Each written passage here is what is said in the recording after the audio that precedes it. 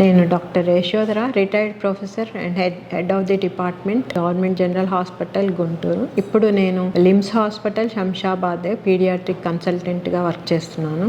ఈ రోజు మనము తల్లిదండ్రులు బేబీస్ని ఉయ్యాల్లో పడుకోబెట్టి గబుక్కున్న బేబీ బోర్లా పడింది అనుకోండి, ముక్కు నోరు మూసుకుపోతాయి. అప్పుడు సిట్స్ అంటారు, సడన్ ఇన్ఫాంట్ డెత్ సిండ్రోమ్ అట్లాంటివి కావచ్చు. సో బేబీకి ఫేసు ఎక్స్పోజ్ అయ్యేలాగా బేబీ జాగ్రత్తలు తీసుకోవాలి. ఆ డేంజర్ సైన్స్ ఏంటి?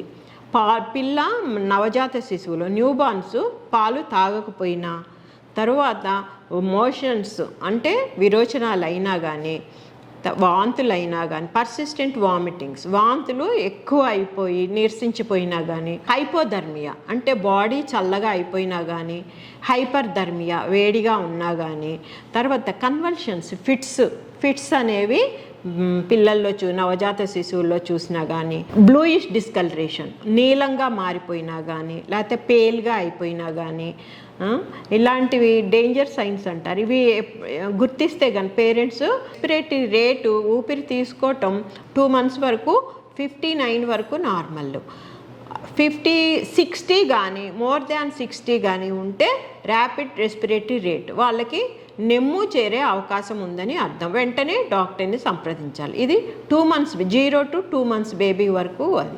సో ఈ rapid respiratory rate with intercostal retractions అంటే మన ఛాతీ లోపలికి పోతుంది, ఊపిరి తీసుకునేటప్పుడు లోపలికి పోతుంది, దాన్ని రిట్రాక్షన్స్ అంటారు.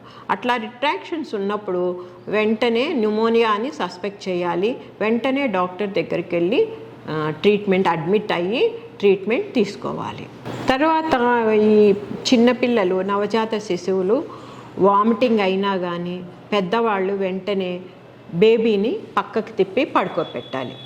లేకపోతే ఎల్లకిలా పడుకుంటే ఆ వామిటింగ్ ఊపిరితిత్తుల్లోకి పోయి శ్వాసకోశంలోకి పోయి డేంజర్ అవ్వచ్చు, చాలా ప్రమాద పరిస్థితి అవ్వచ్చు, ఒక్కోసారి ప్రాణాపాయ పరిస్థితి కూడా రావచ్చు. న్యూబార్న్ వాళ్ళకి పాలు ఎక్స్క్లూజివ్ బ్రెస్ట్ ఫీడింగ్ అంటారు. అంటే అప్ టు 6 months 6 నెలల వయసు వరకు పిల్లలకి తల్లి పాలు తప్ప మరి ఏ ద్రవ పదార్థాలు ఇవ్వరాదు. దాన్నే ఎక్స్క్లూజివ్ బ్రెస్ట్ ఫీడింగ్ అంటారు. వాళ్ళకి ఎండాకాలంలో దాహం వేస్తుందని కొంతమంది వాటర్ అది ఇస్తుంటారు. అట్లాంటివి కూడా ఏం చేయకూడదు, ఏ ద్రవ పదార్థాలు ఇవ్వకూడదు. అన్లెస్ బేబీకి ఏదన్నా జబ్బు చేసి నెమ్ము కానీ ఏదన్నా వస్తే మందులు వాడాల్సి వస్తే ఆ మందులు వాడటం తప్ప మిగతా ఏ ద్రవ పదార్థాలు కూడా ఇవ్వకూడదు. 6 నెలల నుంచి వీళ్ళకి సెమీ సాలిడ్ డైట్, మెత్తగా ఉన్న పదార్థాలు ఇవ్వటం అలవాటు చేయాలి 6 నెలల నుంచి. తర్వాత టీకాలు compulsory at birth, oral polio vaccine, BCG, hepatitis B పుట్టిన వెంటనే ఇస్తారు.